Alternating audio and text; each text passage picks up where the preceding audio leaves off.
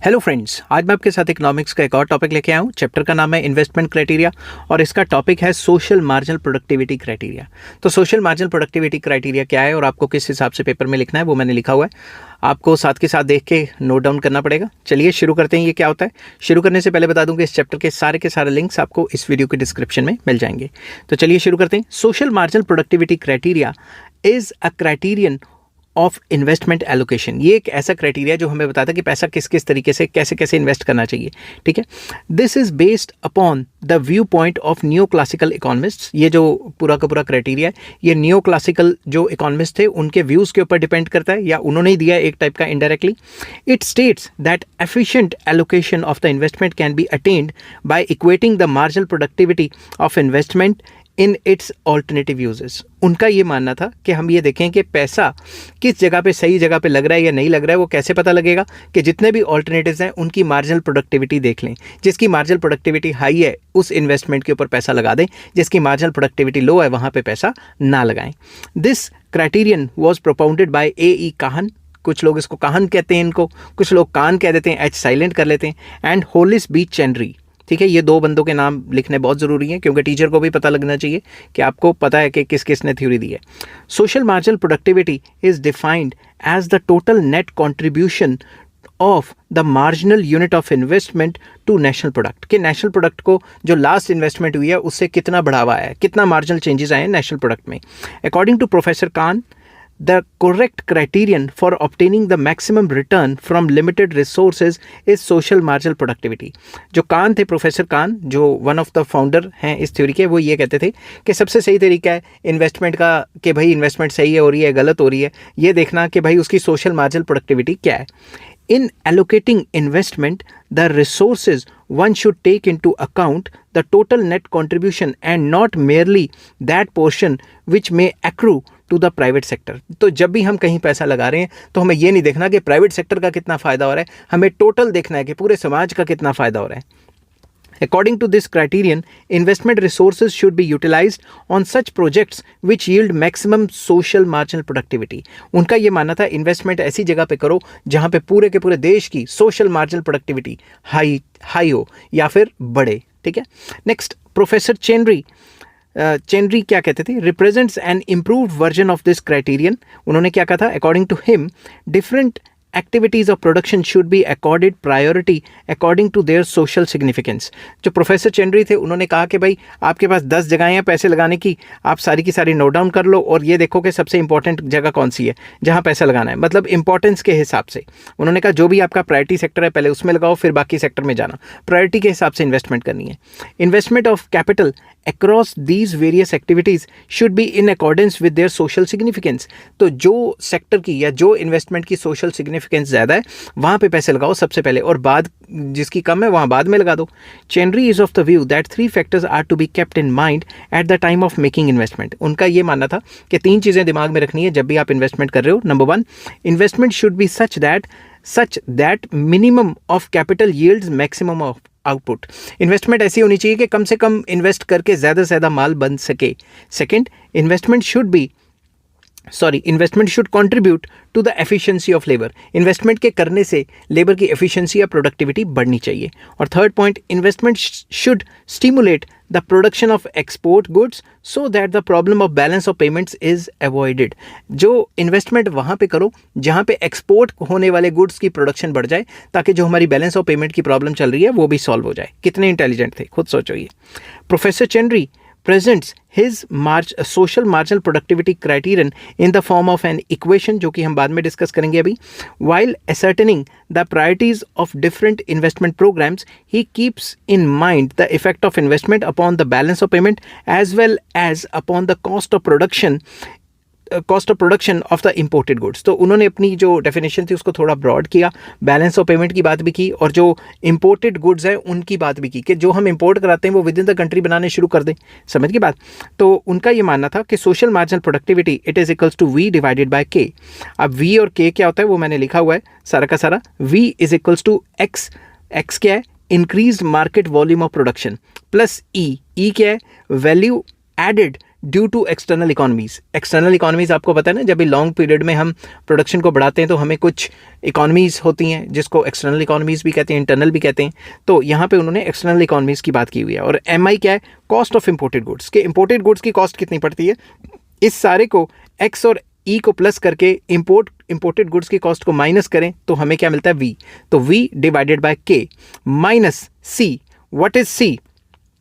C का formula है L plus MD plus O। L क्या होता है? Cost of labour. MD क्या होता है? Cost of domestic output. And O क्या होता है? Overhead cost. जो ओवरहेड कॉस्ट हैं ये सारा मिला के C होता है। उसके बाद डिवाइडेड बाय क्या है? K क्या होता है? हमारी टोटल इन्वेस्टमेंट। प्लस BR क्या है?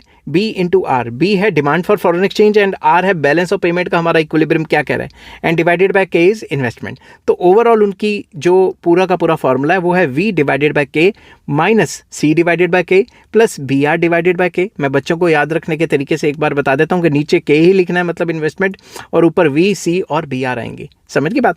तो इस तरीके से आप फॉर्मूले को याद कर सकते हो। फिर कंक्लूड करते हैं इसको।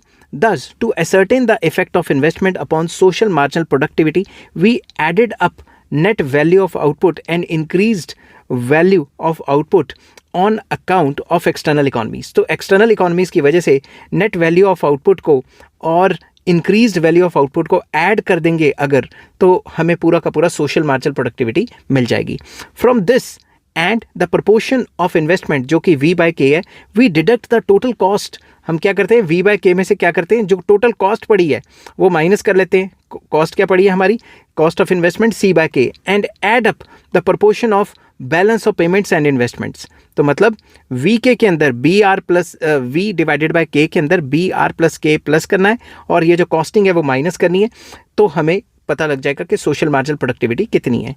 Using this criterion, Chenery has estimated social marginal productivity of various investment projects in Italy and Greece। उन्होंने इटली और ग्रीस में इस फॉर्मूले को लगा के कई जो प्रोजेक्ट्स हैं उनकी सोशल मार्जिनल प्रोडक्टिविटी निकाली थी। ठीक है, अब हर एक थ्योरी परफेक्ट तो नहीं होती, इसकी भी कुछ लिमिटेशंस होंगी इस थ्योरी की। Social marginal productivity theory has certain limitations, some of these are discussed as under। तो फर्स्ट आ जाता है, it ignores the multiplier effect, very important।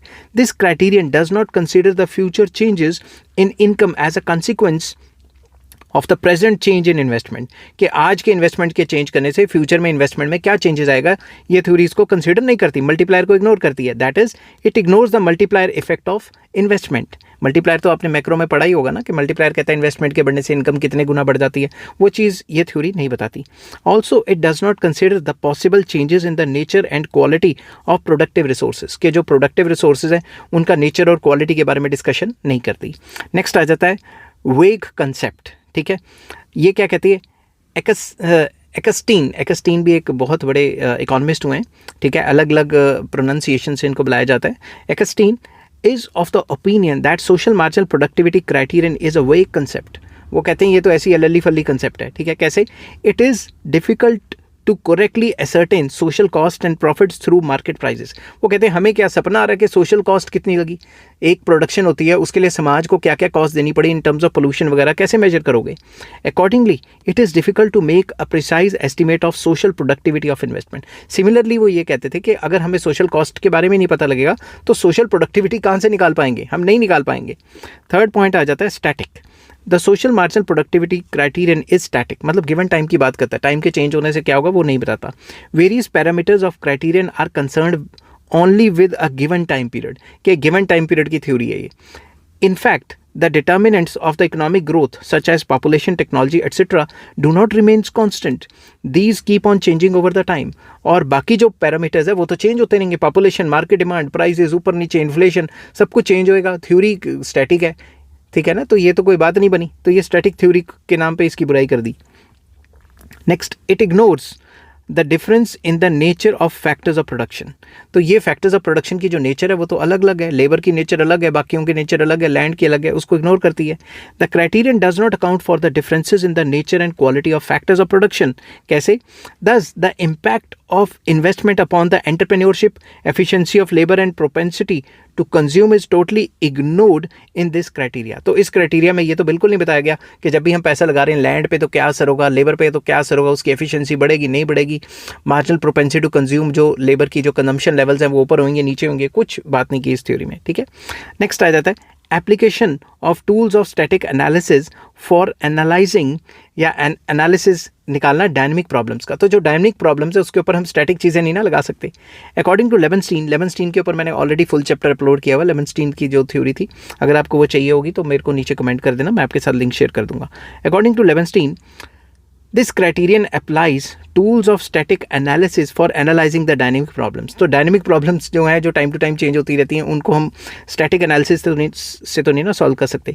The measure of social marginal productivity of investment attaches greater importance to the problem of increasing level of production, but this is considered in the context of present investment. तो basically ये तो कह रहा है कि production बढ़ेगी, ऐसा होगा वैसा होगा, मगर आज की बात की जा रही है, फ्यूचर में क्या होगा ये तो बता ही नहीं रहे। From the point of view of long period growth, what is more significant is not present investment but future investment. तो जब हम लॉन्ग टर्म की बात करते हैं तो हम आज की इन्वेस्टमेंट को इतना फोकस नहीं करते, फ्यूचर की इन्वेस्टमेंट को भी तो देखेंगे, ऐसा लेवेंस्टीन का मानना था। The criterion ignores the possible future changes.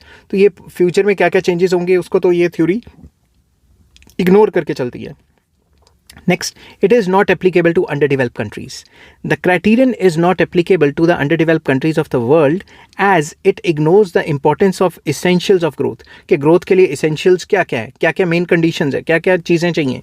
The objective of investment in underdeveloped countries is not just limited to maximization of social productivity of investment. It also aims to maximization of capital per unit of labor as well as maximization of labor efficiency. तो ये कहता है कि जो under develop countries हैं उस पर सिर्फ सोशल मार्जिनल प्रोडक्टिविटी ही नहीं देखते, हम ये भी देखते हैं कि per unit availability of capital, labour को कितनी कैपिटल अवेलेबल है और प्रॉफिटेबिलिटी क्या है, उसके ऊपर उसकी एफिशिएंसी क्या है, लेबर की एफिशिएंसी को कैसे मैक्सिमाइज़ किया जा सके, ये सारी चीज़ें देखते हैं। फिर आ जाता है प्रोडक्शन टेक्निक नॉट कांस्टेंट। ये पूरी थ्योरी मान के चलते, ये प्रोडक्शन टाइम गिवन टाइम पे तो कांस्टेंट ही रहेगी ना। This criterion assumes that the techniques of production remains constant. अभी की बात कर रहे हैं तो अभी तो कांस्टेंट ही रहेगी, but changes in production technique becomes essential with the changes in the time conditions and amount invested in the production।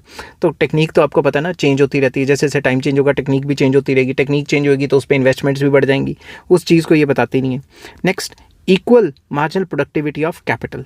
It is also wrong to assume that the marginal productivity of capital is constant across all the uses of capital। ये theory जब हम काफ़ी comprehensive वे में पढ़ते हैं तो ये theory assume करती है कि जो मार्जिनल प्रोडक्टिविटी ऑफ कैपिटल है वो अक्रॉस द जो कंपनीज़ हैं या अक्रॉस द यूजेज है वो सेम रहेगी। ऐसा होता नहीं है, समझ के बात।